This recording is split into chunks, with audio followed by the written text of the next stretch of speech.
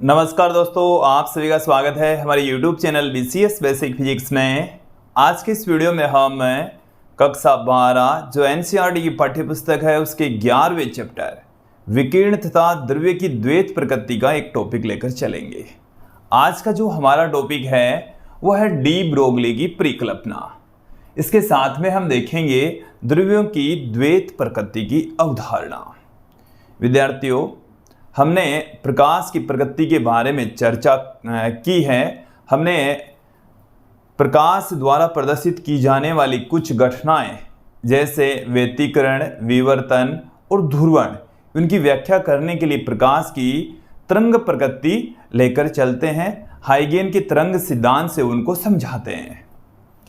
But कुछ घटनाएं जैसे प्रकाश विद्युत प्रभाव, कॉम्पटन प्रभाव, जीमान स्टोक्स रमन प्रभाव, इनको समझाने के लिए हमें प्रकाश की कणीय प्रकृति, जिसे हम फोटोन स्वरूप कहते हैं, उसकी परिकल्पना हमें करनी पड़ती है।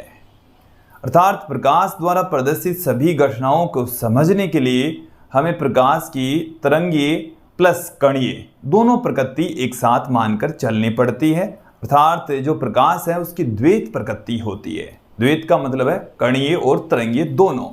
हालांकि जो कण है वो एक द्रव्य कण नहीं होता, ऊर्जा का कण होता है। डी ब्रोगली ने ठीक उसी प्रकार से एक कल्पना की।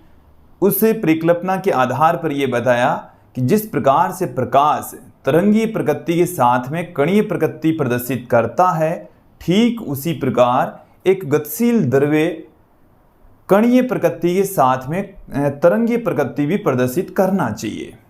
तो इन्होंने अपनी परिकल्पना प्रस्तुत की और उस परिकल्पना के जरिए ये कहा कि जो गतिशील द्रव्य है वो कण के साथ में तरंगीय प्रकृति भी प्रदर्शित करेगा। अर्थात गतिशील द्रव्य की भी द्वैत प्रकृति होती है। क्लियर? चलिए, तो मैं इस परिकल्पना को पहले पुट कर देता हूं। और यदि गतिशील द्रव्य तरंगीय प्रकृति प्रदर्शित करता है तो उसकी तरंग दैर्घ्य कितनी होगी, वो भी हम आपको इस वीडियो में समझाएंगे, बताने वाले हैं। विद्यार्थियों, यदि आप हमारे YouTube चैनल पर नए हैं तो चैनल को सब्सक्राइब कर लीजिए, साथ में बेल आइकन भी दबा दीजिए ताकि आपको आगे के वीडियोज़ की नोटिफिकेशन मिलती रहे। हम आपको बता दें कि हमारे YouTube चैनल पर NCERT की पाठ्य पुस्तक के अकॉर्डिंग कक्षा 11 और कक्षा 12 के सभी टॉपिक्स के वीडियोज उपलब्ध हैं। आप उन्हें कंटिन्यू देख सकते हैं, समझ सकते हैं। चलिए इस वीडियो को स्टार्ट करते हैं। बात करते हैं डी ब्रोगली की परिकल्पना की। तो देखिए, इस परिकल्पना के अनुसार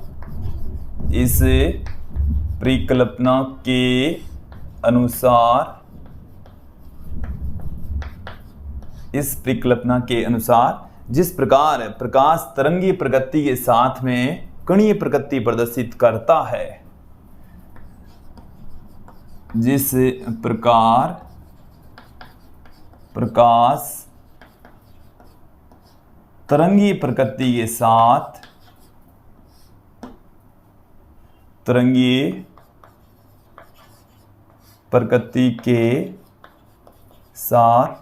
कणीय प्रकृति प्रदर्शित करता है, कणीय प्रकृति प्रदर्शित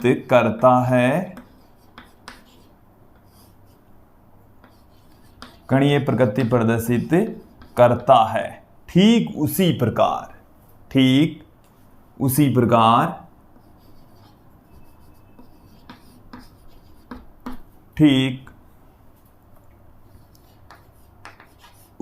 प्रकार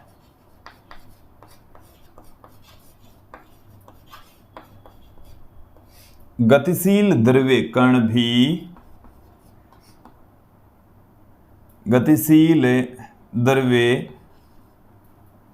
के द्वारा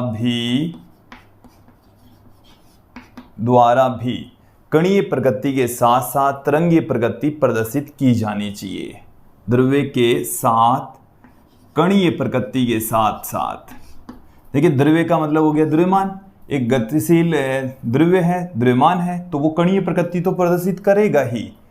कणीय प्रकृति के साथ साथ में क्या करना चाहिए? कणीय प्रकृति के साथ साथ तरंगीय प्रकृति भी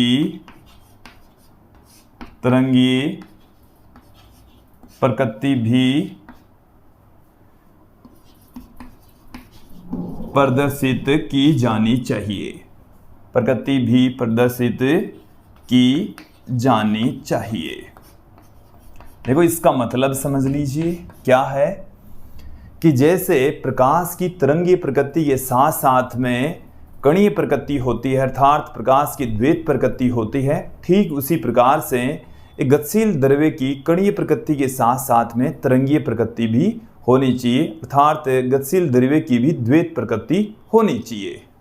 तो देखिए मैं यहां से पुट कर देता हूं, अर्थात इसका मतलब क्या है, अर्थात गतिशील द्रव्य की भी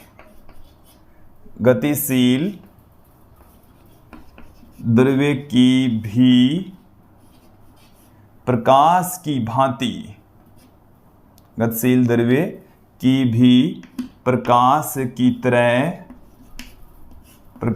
की तरह द्वैत प्रकृति होनी चाहिए। द्वैत का मतलब है कणीय प्लस तरंगीय, कणीय प्लस तरंगीय दोनों प्रकृति होनी चाहिए, ये डी ब्रोगली कहता है। ठीक है, यहां तक समझ में आ गया।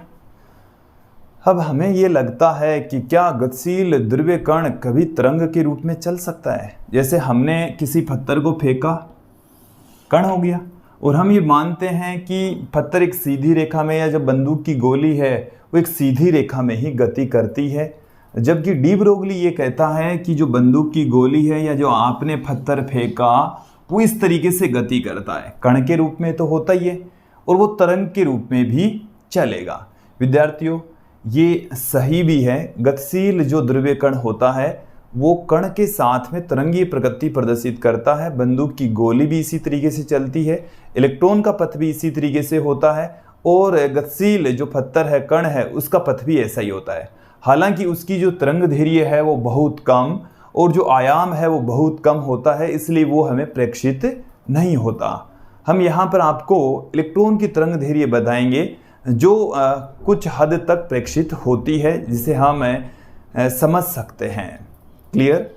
तो मैं यहाँ पर जो गतिशील द्रव्य कण है उसकी तरंग दैर्घ्य की यहाँ पर बात करता हूँ, चर्चा करता हूँ कितनी होती है। तो देखिए हम जानते हैं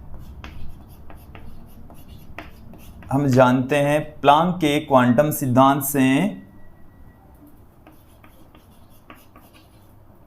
प्लांक के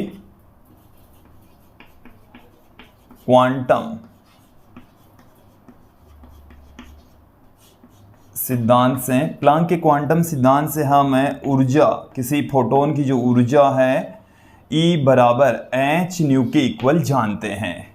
ठीक है, इसी प्रकार से हम अल्बर्ट आइंस्टीन के द्रव्यमान ऊर्जा संबंध से क्या जानते हैं, अल्बर्ट आइंस्टीन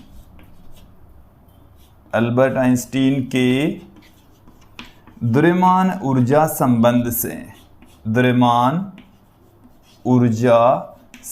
से,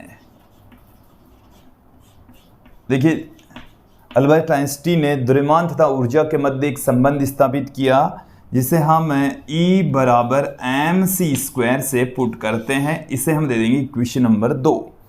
देखिए समीकरण 1 और 2 दोनों ही ऊर्जा के समीकरण है। इन दोनों को यदि हम इक्वल पुट कर दें तो हमें क्या प्राप्त होगा, समीकरण 1 बराबर 2 से, समीकरण 1 बराबर 2 से 1 और 2 को हम इक्वल पुट कर देते हैं।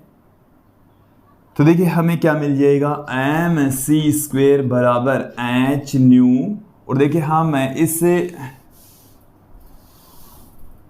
न्यू के स्थान पर क्या पुट कर सकते हैं, c/λ पुट कर सकते हैं। ये रिलेशन हम किसी प्रकाश फोटोन के लिए जानते हैं, न्यू बराबर होता है c/λ, किसी प्रकाश तरंग के लिए होता है। क्लियर?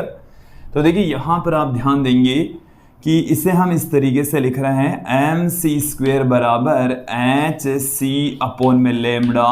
एक जो c है उस c से कैंसिल हो जाएगा, तो m इंटू सी बराबर आ गया है h अपॉन में लेमड़ा। m द्रव्यमान है, c वेग है, तो द्रव्यमान इंटू जो वेग होता है वो हो जाएगा संवेग। तो m इंटू सी, इसको हम संवेग के बराबर पुट करेंगे और यह है किसी फोटोन का संवेग। ये क्या है? किसी फोटोन का संवेग होता है। क्लियर? देखिए, तो ये हमारे पास में आ गया है P बराबर h बट्टे में लेमड़ा। यहाँ पर हम ये P पुट कर देंगे, तो लेमड़ा बराबर हमें क्या प्राप्त हो चुका है? h अपॉन में P। ये जो h है वो प्लांक नियतांक है, P यहाँ पर संवेग है। देखिए, ये किसी फोटोन के तरंगदैर्घ्य का फॉर्मूला है। ये किसी द्रव्य कण के लिए भी तरंगदैर्घ्य का सूत्र होता है। जिस प्रकार से एक प्रकाश तरंग की तरंगदैर्घ्य का होता है, ठीक उसी प्रकार से एक द्रव्य कण की तरंगदैर्घ्य का यही फॉर्मूला होता है। इस तरंगदैर्घ्य को हम डी ब्रोगली तरंगदैर्घ्य कहते हैं, किसी द्रव्य की तरंगदैर्घ्य कहते हैं। तो यह सूत्र डी ब्रोगली की तरंगदैर्घ्य कहलाता है। डी ब्रोगली की तरंगदैर्घ्य कहलाता है, तरंगदैर्घ्य कहलाता है। इसे हम द्रव्य कणों की तरंगदैर्घ्य भी कहते हैं, इसे हम द्रव्य कणों की तरंगदैर्घ्य भी कहते हैं विद्यार्थियों। देखिए, ये जो लेमड़ा का फॉर्मूला है इसे हम अन्य फॉर्म में भी प्राप्त कर लेते हैं। हम इलेक्ट्रॉन के लिए भी जो तरंगदैर्घ्य है उसका फॉर्मूला भी आप लोगों के सामने पुट करेंगे। चलिए, इसको हम दूसरे फॉर्म में पुट कर देते हैं। लेमड़ा बराबर एक गतिशील द्रव्य के लिए जो लेमड़ा का फॉर्मूला है वो क्या होगा? डी ब्रोगली की जो तरंगदैर्घ्य है उसे हम अब दूसरी फॉर्म में प्राप्त कर लेते हैं। डी ब्रोगली की जो तरंगदैर्घ्य है वो हमें प्राप्त हो चुकी है, लेमड़ा बराबर h अपॉन में p के इक्वल। देखिए, हमें क्या सूत्र प्राप्त हो चुका है? डी ब्रोगली की तरंगदैर्घ्य, डी ब्रोगली की तरंगदैर्घ्य ये हमें मिल चुकी है lambda equal to h upon में p के इक्वल। इसको हम देते हैं इक्वेशन नंबर 1। चलिए, इसको इक्वेशन नंबर 3 दे देते हैं। हमें इक्वेशन नंबर 1 और 2 पहले दे चुके हैं। क्लियर? देखिए, किसी द्रव्य कण की गतिज ऊर्जा, दूसरी फॉर्म में पुट करेंगे इसको, किसी द्रव्य कण की गतिज ऊर्जा, जो गतिज ऊर्जा है उसे हम किस तरीके से लिख सकते हैं? देखिए, गतिज ऊर्जा के बराबर होता है 1/2 mv²। इसे मैं m से ऊपर नीचे मल्टीप्लाई कर दूं तो m² v² बट्टे में m इंटू वी की जगह में p लिख सकता हूं, तो p² बाई 2m आ जाएगा। तो गतिज ऊर्जा का फॉर्मूला क्या आ गया? p² बाई 2m के इक्वल प्राप्त हो चुका है। इसे हम क्या लिख सकते हैं? p² बराबर 2m के, और इसे हम इस तरीके से भी लिख सकते हैं p बराबर अंडरूट में 2m के, इसे पुट कर सकते हैं। ये जो k है वो गतिज ऊर्जा, ये द्रव्य कण का द्रव्यमान, गतिशील द्रव्य कण का द्रव्यमान, और यह है उसका संवेग। इसे मैं देता हूं इक्वेशन नंबर 4। इसे हमने दे दिया है समीकरण 4। समीकरण 4 को 3 में रख देंगे। समीकरण 4 को समीकरण 3 में रखने पर हमें देखिए क्या मिलेगा। समीकरण 4 को उठाकर हम 3 में रख देंगे तो लेमड़ा बराबर h अपॉन में p। तो p का जो सूत्र है वो हमारे पास में है 2m के, तो ये आ चुका है तरंगदैर्घ्य का सूत्र, फॉर्मूला लेमड़ा बराबर h अपॉन में अंडरूट 2m के, जहां के गतिशील द्रव्य कण की गतिज ऊर्जा है। क्लियर? अब यदि हम ये कंसीडर कर लें कि हमारे पास में जो गतिशील द्रव्य कण है उसे विद्युत ऊर्जा से गतिज ऊर्जा प्राप्त होती है, अर्थात उसकी जो गतिज ऊर्जा है वो विद्युत ऊर्जा से प्राप्त हुई हो, तो देखिए, यदि गतिशील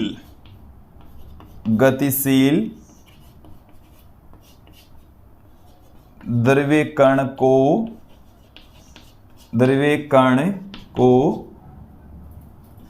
गतिज ऊर्जा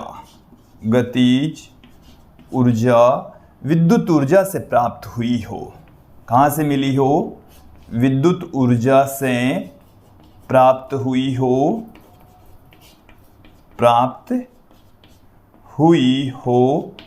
तो इसका मतलब ये हुआ है कि जो गतिज ऊर्जा है वो विद्युत ऊर्जा के बराबर होगी। K किसके बराबर है? Q इंटू वी के बराबर। तो हम इस K के स्थान पर Q इंटू वी पुट कर देंगे तो हमारे पास में डी ब्रोगली तरंगदैर्घ्य का एक अन्य फॉर्मूला और प्राप्त हो जाएगा।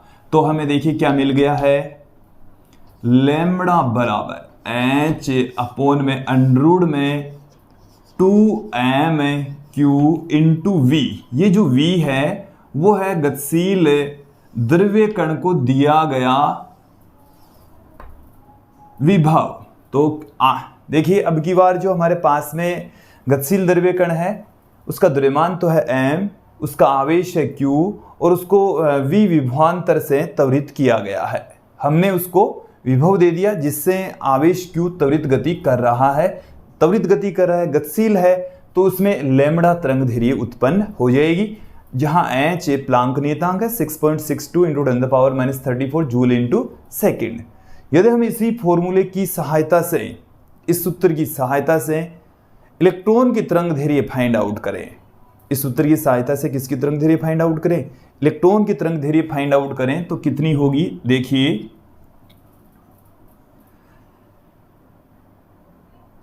गतिशील इलेक्ट्रॉन की तरंगदैर्घ्य, गतिशील इलेक्ट्रॉन की तरंगदैर्घ्य